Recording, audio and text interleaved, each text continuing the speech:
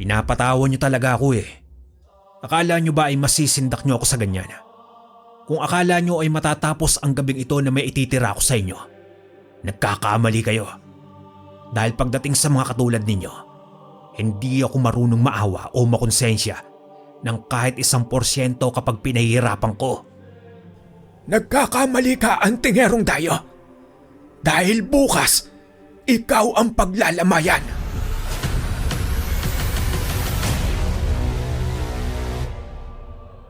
Ang kwentong mapapakinggan ninyo sa araw na ito ay hango sa tunay na buhay.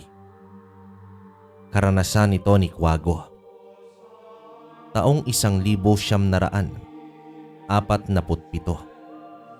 sa bayan ng Ginulhang, Negros Oriental. Nang mga panahong ito ay napagpasyahan ni Quago na bisitahin ang pinsan niyang si Mitoy sa tahanan nito sa Negros. Ilang beses na rin kasi itong nagpadala ng liham sa kanya na bisitahin siya. Kaso naging abala sa maraming bagay itong si Quago, kaya't sa ilang taong dumaan ay ngayon pa lang niya naisipang bisitahin ang pinsan at kababata niyang si Mitoy. Mula naman Lukban ay bumiyahe siya ng di alam ni Mitoy bilang sorpresa.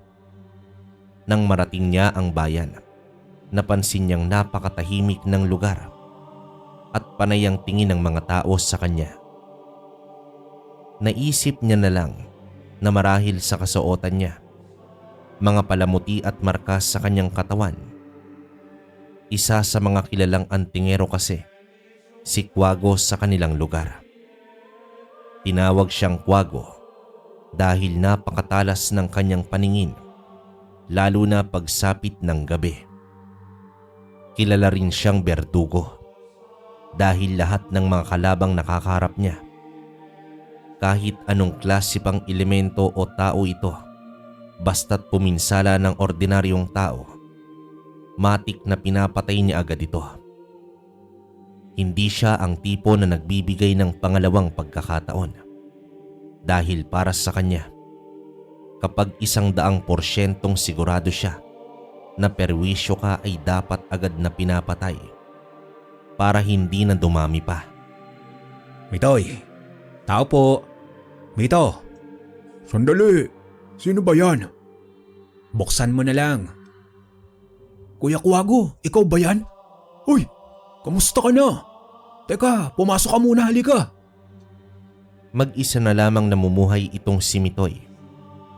Hindi pa kasi siya nag-aasawa, kaya't mag-isa na lang siyang nakatira sa bahay ng mga magulang niya mula nang pumanaw ang mga ito.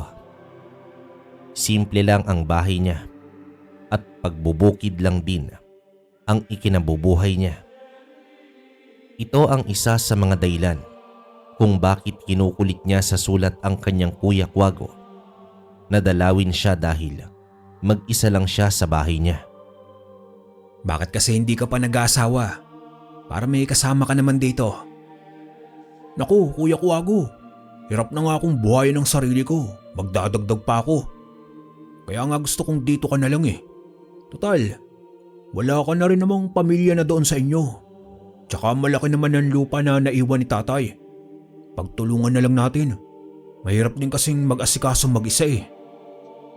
Dahil wala rin namang pamilya itong si Quago sa pinanggalingan niya at wala rin itong kapatid, napagdesisyonan niyang samahan na lang din muna ang pinsan niyang si Mitoy. Kinabukasan, maagang nagising si Quago.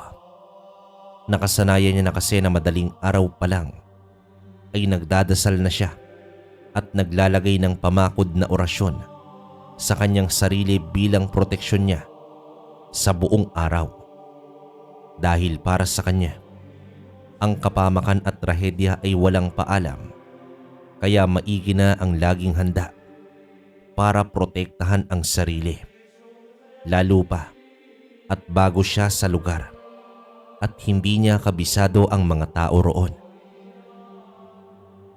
Sa niyogan ang punta nila ng araw na yon, kaya bago pa maabutan ng tirik ng araw ay patapos na sila ng pinsan niya sa kanilang gagawin. Gumising na rin itong si Mitoy. Nagtulungan na sila sa paghahanda ng kanilang agahan, lalo na rin sa dadalhing pagkain na babaunin nila sa bukid, gayon din ang mga gamit na kanilang kakailanganin. Habang papunta sa bukid ay masaya na nagkwekwentuhan ang dalawa. May mga ilang tao rin silang nakakasabay at nakakasalubong. Habang naglalakad sila, isang lalaki ang bigla na lamang bumangga kay Kuwago. Nataon na nasa gilid pa sila naglalakad ng pinsan niyang si Mitoy. Kamuntikang mahulog si Mitoy sa palayan nang mawala ng balanse si Kuwago na mabuti na lang rin ay nakabawi rin kaagad. Bulag ka ba? Ang laki-laki ng daan. Maluwag pa at nasa gilid pa kami ng kalsada. Tapos mababangga mo pa ako. Kamuntikan na mahulog ang pinsan ko sa palayan. Paumanhin, iyo. Hindi ko kayo napansin ng kasama mo. Wala namang kaimo-emosyon na tinitigan si Kuwago ng matandang nakabunggo sa kanya. Nang makita naman ni Mitoy ang mukha ng matandang nakabunggo, kay Kuwago ay agad na hinila niya na ang pinsan palayo sa matanda, na sinundan pa sila ng tingin bago ito nagpatuloy sa paglalakad niya. Nagtaka naman si Kuwago sa ikinilos ng pinsan niya.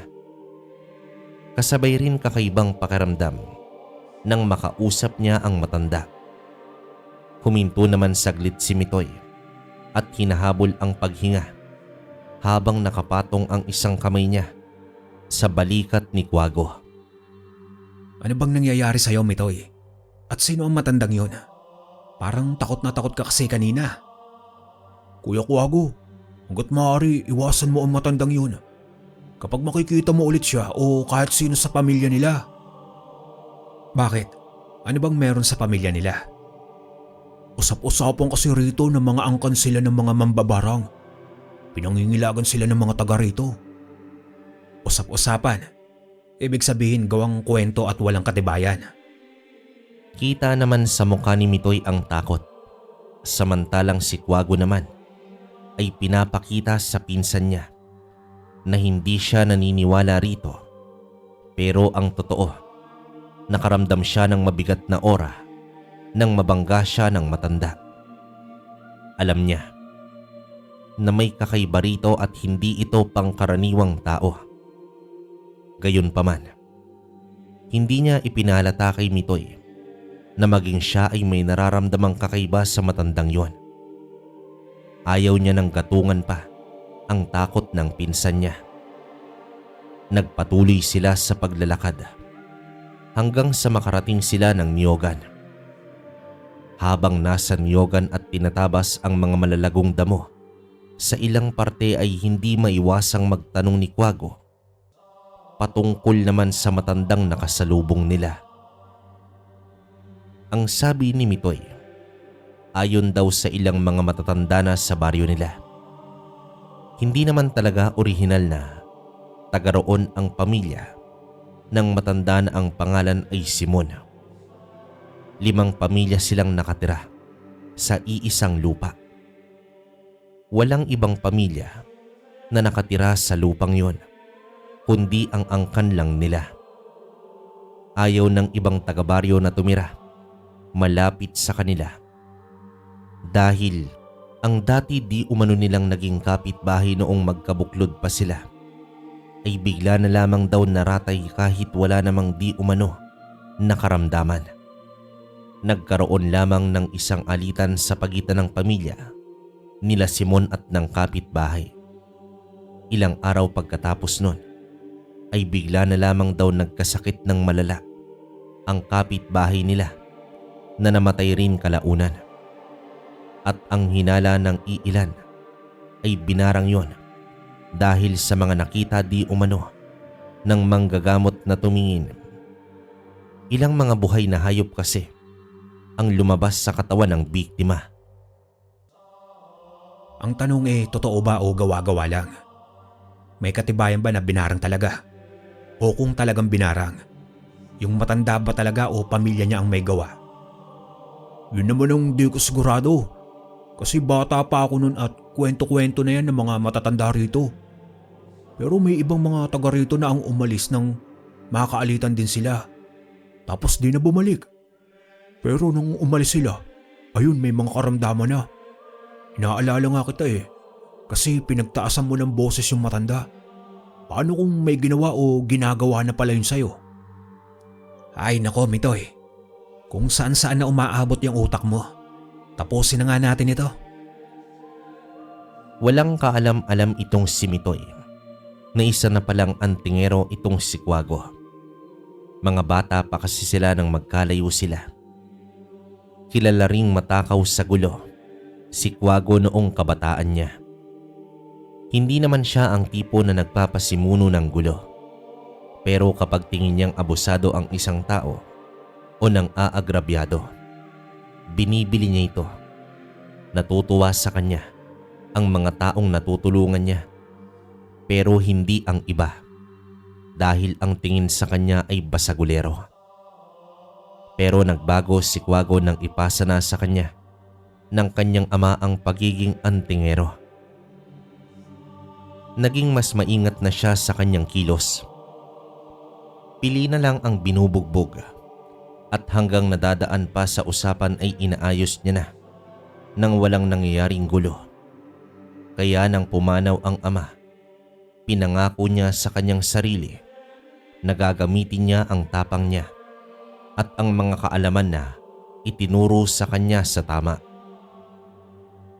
Sa ilang linggo pa lang na pananatili ni Kuwago sa lugar, nagkaroon na rin siya ng mga kaibigan at kakilala. Marunong kasi siyang makipagkapwa-tao at malapit ang loob niya sa mga bata.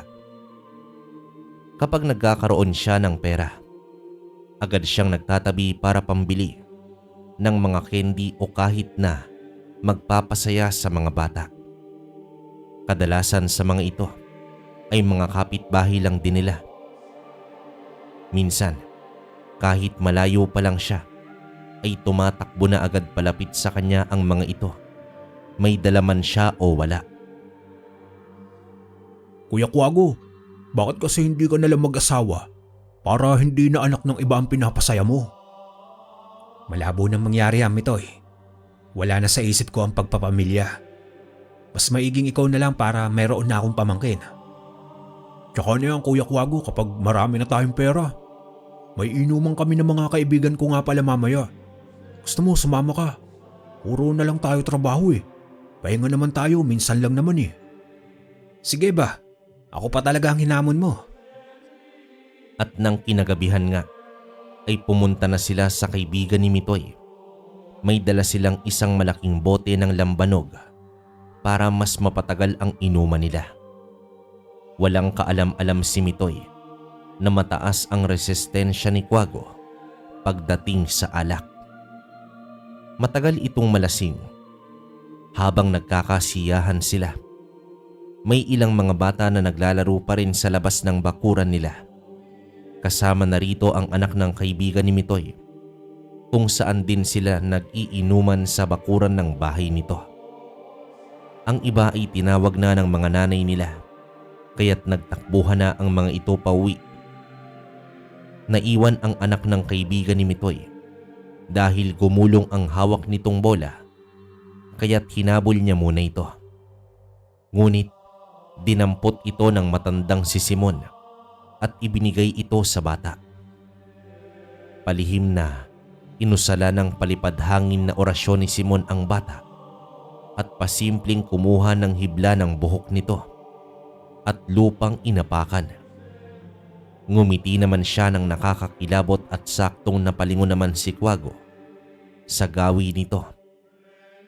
Nawala ang ngiti ng matanda nang mag-abot ang tingin nila ni Kuwago. Hindi na malaya ni Kuwago ang ginawa ng matanda at nagpatuloy sila sa pag-inom. Nang maubos na nga ang alak at malalim na rin ang gabi, nagpasya nang umuwi sina Mitoy at Kuwago.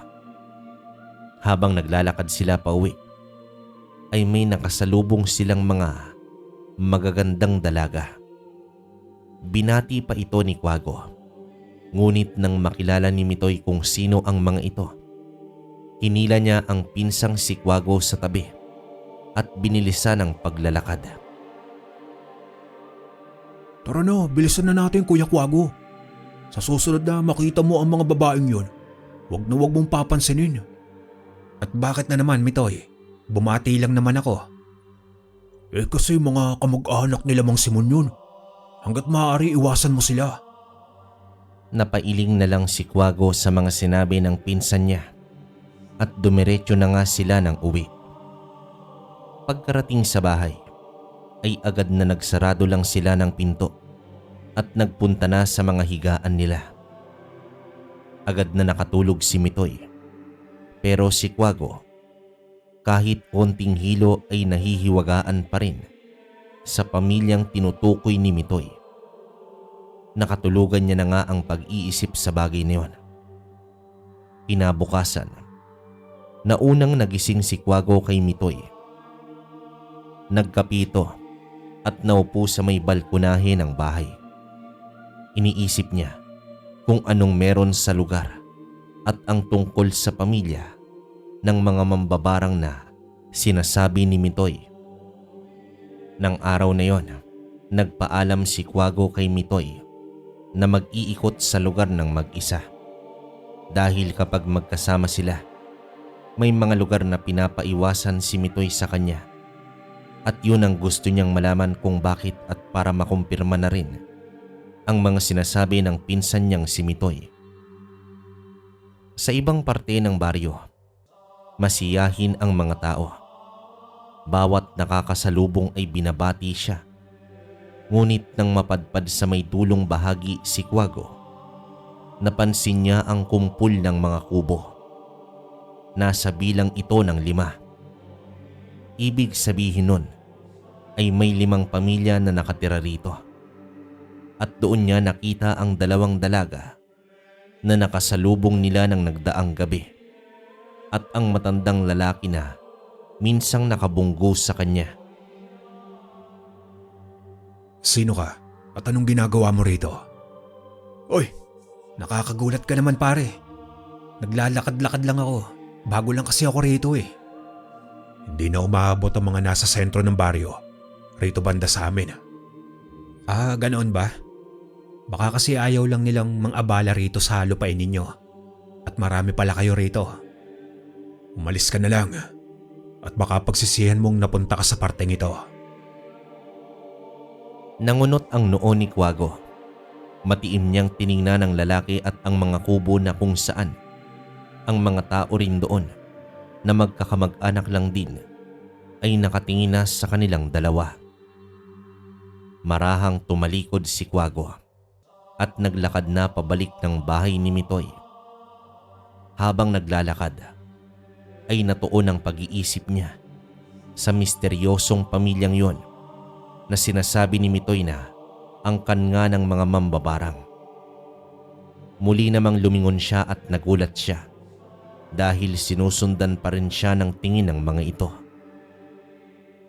Bigla namang uminit ang medalyon ni Quago na nakasabit sa kanyang leeg. Ibig sabihin, may ibig gumawa sa kanya ng hindi mabuti. At totoo yun dahil nagpalipad hangin ng orasyon ang lalaking nakausap niya. Pero dahil may mga pananggalang siya sa kanyang sarili, hindi ito tumatalab sa kanya. Dahil dito, umusal siya ng sumbalik na orasyon nang sa gayon ay tumalbog ang ipinukol sa kanya. At agad-agad ng mga sandaling yon, biglang nahirapang huminga ang lalaki at napasuka pa ito ng dugo. Dahilan para lapitan siya ng kanyang ama, ang matandang nakabunggo ng nakaraang araw nitong si Quago. Leon, anak! Anong nangyari sa'yo? Hindi siya ordinaryong tao, Itay. May kakayahan siya. Binalik niya ang palipad hangin na ginawa ko sa kanya. Ramdam ko nga rin yan. Nang makasalubong ko siya ng nakaraan, sinadya kong bungguin siya para bigyan ng padaloy na lason. Hindi ko kasi mapigilan ang sarili ko ng mga sandaling yun eh. at nataon na iba ang hatak ng presensya niya nang makita ko siya. Hindi ako maaaring magkamali na isa siyang antingero at hindi siya dapat magtagal sa lugar na ito. At dahil nakumpirma nga nila na isang antingero itong si Quago, naisip nilang subukan ang kakayahan nito. Sa katunayan, wala pa si Quago sa lugar, ay iniipon na nilang mag-anak ang mga kailangan nila para mawala ang lahat ng tao sa baryo nila ng sabay-sabay. Nang sa gayon ay sila na lang ang tumira roon at wala nang tagalabas ang papasok pa. Ito ay pamamagitan ng paglapat ng barang at lason sa mga taong naroroon. Sinusubukan nilang pigilan ang kanilang mga sarili na wag gawin ang mga bagay na yon, pero para silang nauuhaw sa kamatayan at paghihirap ng mga tao. Ngunit tila mahihirapan silang magawa nang mabilisan ang mga gusto nila dahil sa pagdating ni Quago. Hindi naman talaga nanggagamot si Quago. Ang mga kaalaman niya ay para lamang pamproteksyonan ng kanyang sarili at hindi para sundan ang ginagawa ng kanyang yumaong ama. At yun nga ay ang panggagamot din. Nang makarating na si Quago sa bahay ng pinsan niya, akala niya ay umalis ito dahil tahimik ang bahay nang makabalik siya. Ngunit nang makita niyang bukas ang kwarto ni Mitoy, ay nakita niya itong nakahiga pa rin. Oy Mitoy, tanghali na, ano ka ba? Hindi ka pa yata kumakain eh. Ang bigat po kasi ng pakiramdam ko, kuya eh. Nasobran yata ako kagabi. Kasi naman iinom-inom ng marami tapos hindi naman pala kaya. Magluluto na lang kita ng arroz caldo. Nagtungo na nga ng kusina itong si Quago para makapagluto. At nang matapos ay dinalhan niya ang pinsang si Mitoy sa kwarto nito. Nanlalatang bumangon naman si Mitoy at kinain ang arroz kaldong niluto ni Quago. Ngunit dahil wala siyang panlasa, ay konti lang din ang nakain niya.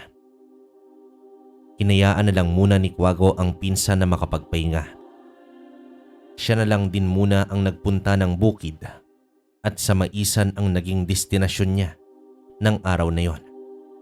Para na rin manguha ng ilang mais na pwede nang kunin at para makapaglinis ng ilang parte roon. Ngunit ng araw na yon, parang may iba. Sa tuwing uuwi si Quago galing bukid, nakasanayan niya nang makakita ng maraming bata na naglalaro sa labas na laging bumabati sa kanya. Ngunit ng araw na yon ay iilan lang ang nakita niya at halos wala pang bumati sa kanya. Matapos ng araw na yon, naging masungit ang panahon. Naging mahaba ang pag-ulan, kaya't naapektuhan ang paghahanap buhay ng mga taga roon. Liban doon, halos nagkakasakit din ang mga tao. At si Mitoy, matamlay pa rin ang pakiramdam niya. Ilang araw na rin yung pananamlay mo ah. Patingin ka na kaya sa center? Hindi kuya Quago, okay lang ako. Baka dala rin ito ng sama ng panahon. Halos din naman ng mga taga rito may sakit din. Kawawa lang talaga ang mga bata kasi nagiging sumpungin. Kaya nga naririnig ko gabi-gabi ang iyak nila. May alam naman ako sa panggagamot. Kaso baka doktor ang kailangan talaga nila. Mga turo lang kasi ni tatay ang alam ko. Pinasa na niya kasi sa akin ang pagiging antingero niya. Ano? Pakiulit nga ng sinabi mo. Sabi ko, pinasa na sa akin ng tatay ang pagiging antingero niya sa akin. Pero hindi ko pa nasusubukan ng manggamot ng tao. Inaral ko lang ang mga karunungan niya. Aba, baka mabalitaan ko na lang. Nakikipaglabang ka na sa mga aswang. Ganun daw si Tio, sabi nila tatay noon nung nabubuhay siya. Dahil wala namang lagnat o anong malala na nararamdaman si Mitoy, ay hindi masyadong nag-alala si Quago. Kaya naman dumaan ang mga araw na Inakala niyang wala lang ang nararamdaman ng pinsan niya. Ganon din ang ibang taga roon. Pero kahit sinubukan niya pa rin na gumawa ng mga gamot mula sa halaman, ganon pa rin daw ang nararamdaman ni Mitoy. Pakiramdam niya ay parang unti-unti siyang nawawalan ng lakas na gawin ang mga bagay-bagay. Parang nakakatamad di umano. Hanggang sa isang gabi, bigla na lang sumigaw itong si Mitoy. Nakita raw di umano niya ang tatay niya. Pero naging halimaw raw ito at gusto naman siyang patayin. Inakala naman ni Kwago na baka nilalagnat at nagdidelirio lamang itong si Mitoy. Pero hindi naman ito mainit. Inobserbahan niya pa ito ng ilang araw dahil parang hindi basta-basta na lang na nararamdaman ang pinsan niya. Noong una, akala ni Kwago ang pinsan lang niya ang nagkakaganon. Ngunit nalaman niya rin na nagkakaganon na rin pala ang mga bata sa lugar nila at ilang taga roon. Dito na naalarma itong si Kwago. Sinabihan na muna niya ang ilan sa mga magulang o mga matatanda roon na nakakaranas ng kakaiba sa kanilang sarili na magpatingin muna sa doktor para malaman kung anong klaseng sakit ang dumapo sa kanila. Pero si Kwago, may nararamdaman na talagang kakaiba sa baryo. Mitoy, hindi kaya may pandemya rito sa lugar nyo? Baka nga mayroon. Tsaka di ba umuulan pa rin? Ibig sabihin may bagyo. Baka dala ng masamang hangin lang. Mawawala rin siguro to paglipas ng tag-ulan. Ang mabuti pa, patingin ka na muna sa doktor para makasigurado tayo. At kapag ganun pa rin, ako naman na ang kikilos. Sige Kuya Kwago, bukas pupunta ako sa bayan para magpatingin. May naitabing pera pa naman ako dito. Huwag kang mag-alala, sasamahan naman kita eh. Kinaumagahan nga ay nagpunta sila sa pagamutan. Ilang taga roon din ang nagpunta ng bayan para magpatingin at kadalasan pa sa mga ito ay mga bata, matatanda at mga buntis. Wala talaga sa isip ni Kwago na may ibang nangyayari na sa mga tao sa baryo dahil wala namang nagkakasakit ng malala pa sa mga tao roon na talagang kakaiba. Sa ilang oras na paghihintay ng resulta, ang sabi lang ng doktor sa kanila ay kulang lang daw di umano sila sa tulog at pahinga. Hanggang sa kinagabihan, habang mahimbing na ang tulog ng mga tao sa baryo, ganon din sina Kwago at Mitoy ay may palihim na umiikot sa buong baryo at nagpapalipad ng hanging itim na may kasamang orasyon. Dahil dito ay nagising naman si Kwago. Naramdaman niya agad na may masamang oras sa paligid niya. Sumilip naman siya sa labas ng bintana, ngunit wala siyang nakita. Nahirapang makatulog ulit si Kwago dahil sa ora na bigla niyang naramdaman. Umaga na siya muling dinalaw ng antok, kaya't nahulog siya sa kinahihigaan niya nang marinig niyang may sumisigaw sa kapitbahay niya. Natatarantang lumabas ng bahay si Kwago kahit hindi pa nakakasuot ng tsinelas. Sino ang sumisigaw? Anong nangyari? May sunog ba? Natatarantang tanong ni Kwago paglabas niya ng bahay. Dito niya nakita ang isang ina na natataranta at umiiyak habang karga ang anak na nasa edad na 5 na wala ng malay. Agad na nilapitan niya ito at tinanong ang nanay kung ano bang nangyari sa bata. Umiiyak na sinabi ng ina ng bata na bigla na lang di umano tumirik ang mata ng anak niya. Tiningnan ni Kwago ang bata at napansin niyang tila may gumagalaw sa parte ng lalamunan nito. Sisilipin pa sana niya ito, ngunit kinuha na ang bata ng tatay niya at sinakay sa balsa papuntang sakayan para dalhin sa pinakamalapit na gamutan. Inisip na lang ni Quago na baka namamalikmata lang siya. Pumasok na lang ulit siya sa loob. Ngunit pagkapasok pa lang niya ay may narinig siyang kalabog mula sa kwarto ni Mitoy. Kaya pinuntahan niya ito. Nagulat siya ng pagpasok niya at nakataob na sa may sahig itong si Mitoy at wala nang malay. Mitoy, gising! Ano bang nangyayari sa'yo, Mitoy? Agad na binuhat ni Quago ang pinsan niya at kahit hindi pa niya nasubukan na manggamot ng ibang tao dahil sarili nga lang ang napagagamitan pa niya ng mga nalalaman niya ay agad na sinubukan niya ito sa pinsan niya. Nagsagawa siya ng santigwar o ritual para matukoy kung ano ang sanhi ng nangyari sa pinsan niya at mapaalis ito. Gumawa siya ng insenso at nilagyan ito ng pinatuyong dahon ng alibhon, damong Maria at iba pang sangkap pantaboy ng masamang mahika. Gamit ang 2 medalyon na gamit pa ng kanyang ama noon sa paggagamot, ang medalyon ng San Benito at ang Infinito de Dios. Ipinatong niya ito sa ulo ni Mitoy at umusal ng orasyon at dasal ng simbahan. Nalaman ni Quago na nilapatan ng barang ang pinsan niya. Ngunit ang barang na ito ay hindi agad pinapatay ang isang tao.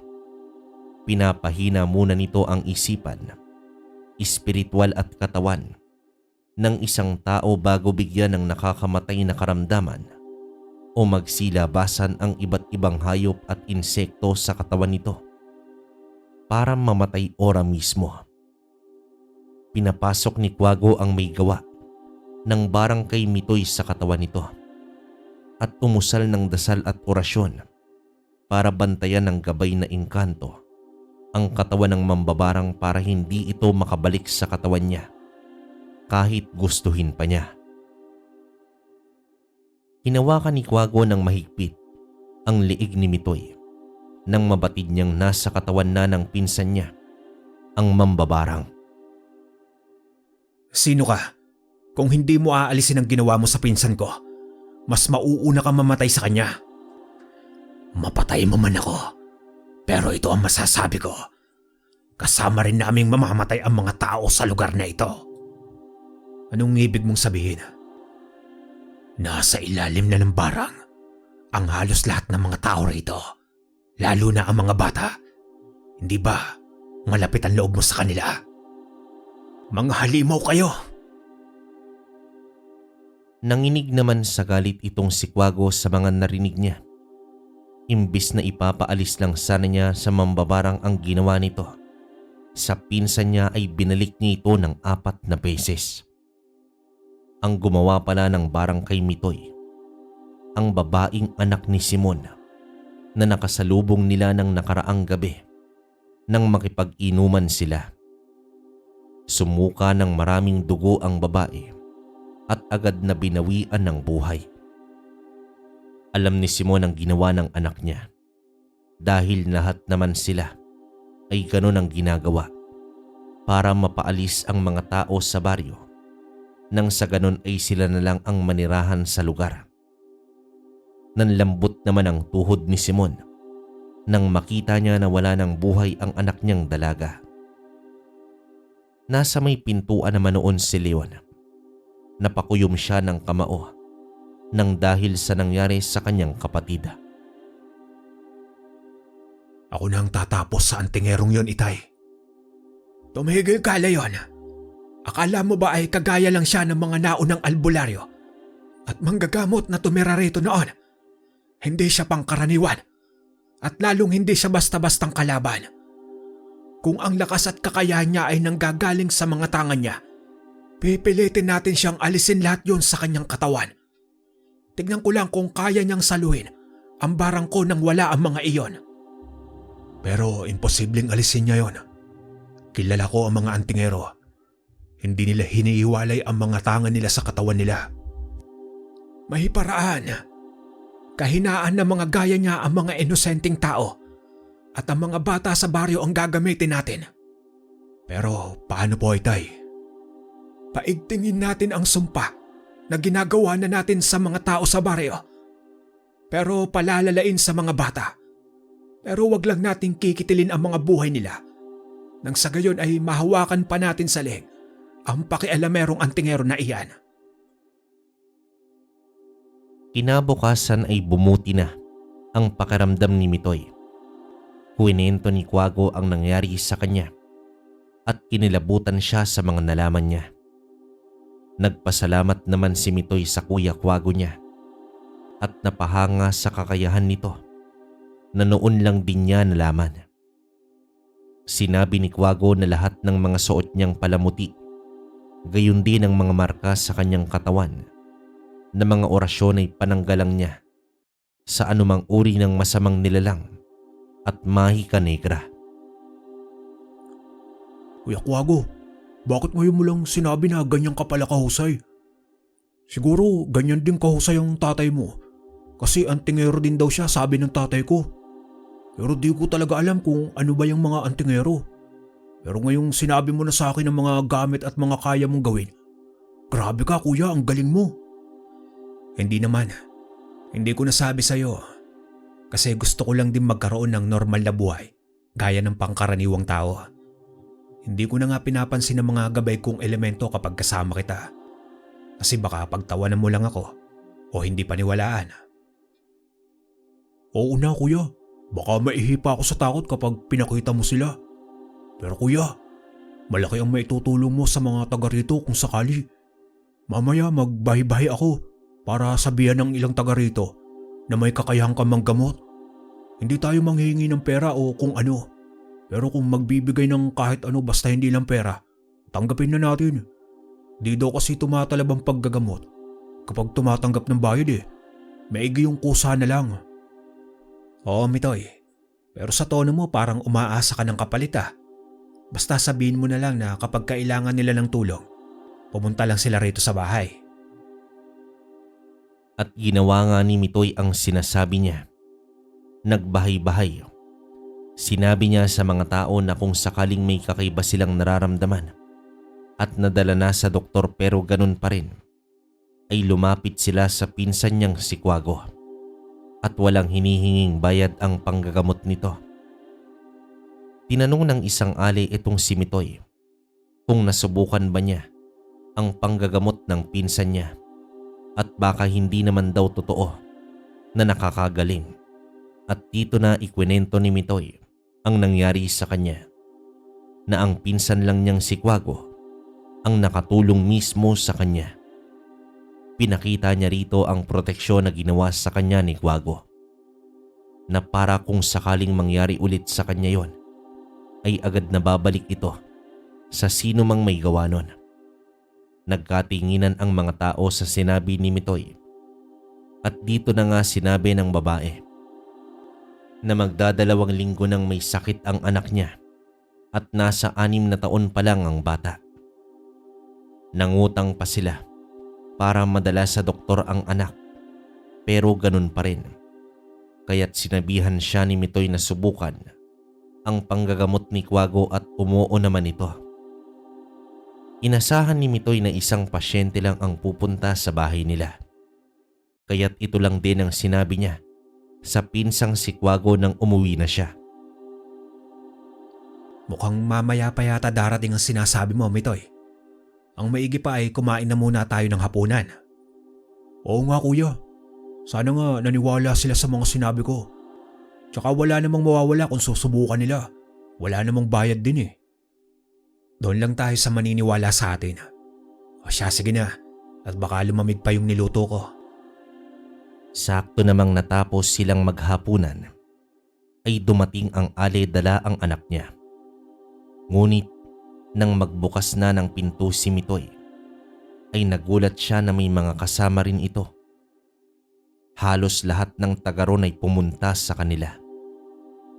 Pinaghintay na muna ni Mitoy ang mga tao at pinuntahan ang kuya Kuwago niya na noon ay naglilinis ng kusina.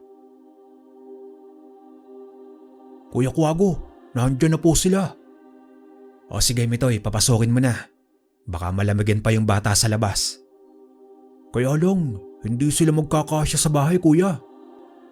Ganoon ba silang kalaking magnanay at hindi kakasya sa bahay natin? Ano yan, higante? Loko ka talaga, Mitoy. Hindi ganun kuya. Halos kasi lahat ng mga taga-baryo natin nandito. Nagulat si Quago sa sinabi ni Mitoy. Kaya't pumunta si Quago sa may sala nila at sumilip sa may bintana. Nanlaki ang mga mata niya sa gulat nang makita na ganoon karami ang mga taong pumunta sa kanila dahil ang inaasahan lang talaga niya ay yung mag-ina lang. Pero dahil naroon na ang mga tao ay hinarap niya na ito. Una niyang sinuri ang mga bata at dahil ang iba rito ay hindi nagsasalita at wala sa kondisyon ay di talaga sila makakausap ng maayos. Kaya ang mga magulang ang tinanong ni Quago kung ano-ano ang mga nararamdaman ng mga anak nila. Tiningnan din ni Quago ang mga bata isa-isa. Nagtaka naman siya dahil pare-parehas lang ang nangyari sa kanila. At para masiguro nga ni Quago na hindi basta ordinaryong sakit lang ang nararanasan ng mga bata, kinuha niya ang dignum na minana pa niya sa kanyang ama. Ito ay mula sa katawan ng puno ng sinukuan na pinatuyo at pinutol lamang sa haba na 2 dangkal. May mga nakaukit na selyo at orasyon at aniya. May basbas pa daw yon ng hari ng mga engkanto. Kapag ididikit ito sa taong nagambala ng masamang elemento, aswang, mangkukulam o mambabarang, ay parang makukuryente ito. May matinding sakit na mararamdaman kapag nilapat ito sa katawan ng tao. Unang nilapat ito ni Quago sa mga magulang ng mga bata at tinanong kung nasasaktan ba sila. Ngunit sumagot naman sila ng hindi. Pero nang ilapat ito ni Quago sa mga bata, nagsiiyakan isa-isa at halos magwala ang mga yon. Tumitigil lamang yon kapag inaalis niya at ganoon ulit kapag ibinabalik niya. Walang sakit ang mga anak ninyo. Pinaglalaruan sila. Hindi kakayanin ng mga murang katawan nila ang ritual na gagawin ko para mapagaling sila. Isang mambabarang ang may kagagawa nito. At ayoko kayong takutin. Pero parang pinanghihina lang niya ang mga anak ninyo para bigla ang kitilin ang mga buhay nila. Nagsiiyakan ang mga magulang sa sinabi ni Quago at ang iba sa labas na nakakarinig ay nagbubulungan. Nahabag si Mitoy sa mga bata at natakot sa sinabi ni Quago. Kaya't nilapatan niya ang pinsan at kinausap. Noon ay nayuyupos na rin pala sa galit itong si Quago. Wala kasi sa isip niya na ang sinabi ng mambabarang na dumali rin sa pinsan niya ay nagawa na pala ang inaakala lang niya na pagbabanta. Dito na unti-unting lumalabas ang pagiging hudlum ni Quago dahil sa sobrang galit. Isang matibay na katibayan na lang talaga na ang pamilyang pinaghihinalaan niya ang may kagagawan pa rin noon ay nasa isip niya na ubusin ang buong angkan ng mga yon. Hinila ni Quago ang pinsan niyang si Mitoy. Mitoy, hindi kakayanin ng mga bata ang ginagawa ko sa'yo. Kung ganun kuya Quago, ngayon anong gagawin mo? Ikukulong ko pansamantala sa katawan mo kung sino man ang may kagagawa nito sa kanila. Di ba nga sinabi ko na sa'yo, yung pamilya nila Mang Simon ang mga mambabarang. Walang ibang gagawa niya kundi sila lang. Gusto kong mapatunayan muna na sila nga. Para kung sakaling tatapusin ko sila, wala akong pagsisisihan. At higit sa lahat, walang taga rito ang isasakdal ako. Ngunit tumanggi si Mitoy dahil sa takot. Naisip niya kasi na baka hindi rin maniwala ang mga tao dahil magkamag-anak sila at sabihin na umaarte lang sila at gumagawa ng kwento. hanggang sa ang ama ng isa sa mga bata ang nagboluntaryo. Wala na agad na sinayang na panahon si Quago at nagsagawa na agad ng santigwar. Inorasyonan niya ang mga bata. Inutusan ang mga magulang na ipagdungtong ang mga kamay ng bata at ang ama na nagboluntaryo. Nang sa gayon ay mapunta sa katawan ng lalaki ang kaluluwa ng mambabarang. Inilapat ni Quago ang 2 mutya niya sa ulo nito at hinipan ng pamarusang orasyon ng lalaki dahil alam niyang nasa katawan na nito ang mambabarang. Magsalita ka. Yung may gawa ba nito sa mga bata ay yun ding gumawa sa pinsan ko? Hindi ko alam, kaya palayain mo na ako. Sira ka ba? Akala mo ay pakakawalan na lang kita basta nang hindi ako sigurado na aalisin nyo ang mga ginawa nyo sa mga taga rito, lalo na sa mga bata. Gusto mo bang buhayin pa kita? Pakilala ka muna. Sabihin mo sa akin kung bakit nyo ito ginagawa. Pamimilit ni Quago ngunit nagmamatigas pa rin na umamin ito dahil ayaw nitong sabihin noong una kung sino siya at ano ang dahilan niya. At paulit-ulit siyang pinukulan ni Quago ng pamarusang orasyon, sabay pagkastigo sa kanya ng hawak nitong dignum. Umiyak na ito at nahihirapang huminga. Hindi mo yata talaga kilala kung sino ang kinakalaban mo. Kaya sabihin mo na kung sino ka. Leon, ako si Leon, ang anak ni Simon. Ginagawa lang naman namin ito dahil gusto namin kami na lang ang manirahan dito dahil ayaw sa amin ng mga taga-baryo. Alisin mo ang mga ginawa mo sa mga bata ngayon din. Ngunit nagmamatigas pa rin si Leon. Kaya't wala nang nagawa si Quago, kundi tapusin siya. Inusalan ni Quago ang hawak niyang dignum at tila sa gilid niya ay may kinakausap siya patungkol kay Leon. At dito, parang iginilit niya sa liig ng lalaki ang dignum sa kaumusal ng pamatay na orasyon. Dito na nangisay ang lalaki kung saan kinulong ni Quago ang mambabarang na si Leon. Umiyak ang asawa nito sa pag-aakalang namatay na ang kanyang asawa. Ngunit sinabihan siya ni Quago na huwag mag-alala dahil ang mambabarang ang tinapos niya at ligtas ang asawa niya. Ilang sandali pa ay nagkamali na nga at bumalik na sa ulirat ito. Saktong pagkagising naman ng lalaki ay nagkagulo sa labas ng bahay ng may 2 matanda na sumuka ng linta at malalaking gagamba. Dahil dito ay mas lalong uminit ang ulo ni Quago. Mga wala talagang kadala-dala. Mitoy, bantayan mo ang mga tao at may patatahimikin lang akong mga mambabarang. Walang sasama dahil lalong mapapahamak lamang kayo. Mga dakilang mambabarang ang mga ito dahil mga walang takot kahit 2 na ang nalalagas sa kanila. Kuya Quago, mag-iingat ka. Kung malalakas ang mga anak ni Mang Simon, masigit na mahusay siya. Hindi mo pa talaga ako kilala, Mitoy. Kung dati wala akong sinasantong mga tarantadong tao, mas lalo na sa mga kagaya nila. Umalis na itong si Quago na nanggagalaiti sa matinding galit.